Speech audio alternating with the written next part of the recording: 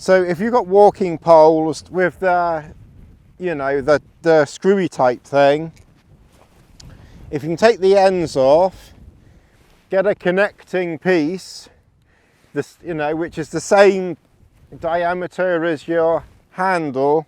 I think you can get them in various places. And then basically, just put your two ends in there. Make sure you've got bungs on both ends, definitely on one. Tighten them up, extend to what length you need, and then you've got, you know, a pole for your shelter. I really like a separate pole. Yeah, it does add a bit more weight, but what I have found is that this system is very, very, very, very good, very lightweight. You're just carrying this bit of pole. So it is good and it does work very well. Very rarely it'll slip.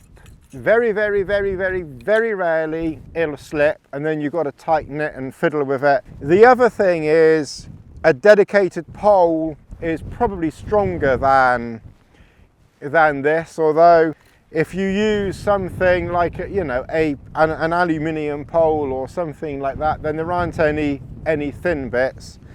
I like the carbon fiber ones as well. They're fine as long as it's not too long. The only other problem with this, and again it's rare that it happens, but sometimes it can get done up so tight that when you want to undo it the next day for walking poles, it can sometimes be difficult to undo. Again, very, very rare, but you know, it's just something to be, you know, aware of. But that's, you know, that's another way of how to support these types of shelter. They're really not that difficult to, you know, if you've got walking poles with the twist thing, then that. Some of my other walking poles have got the lock on them, and I'm not so sure on how to secure those together. So with those, I like a dedicated pole.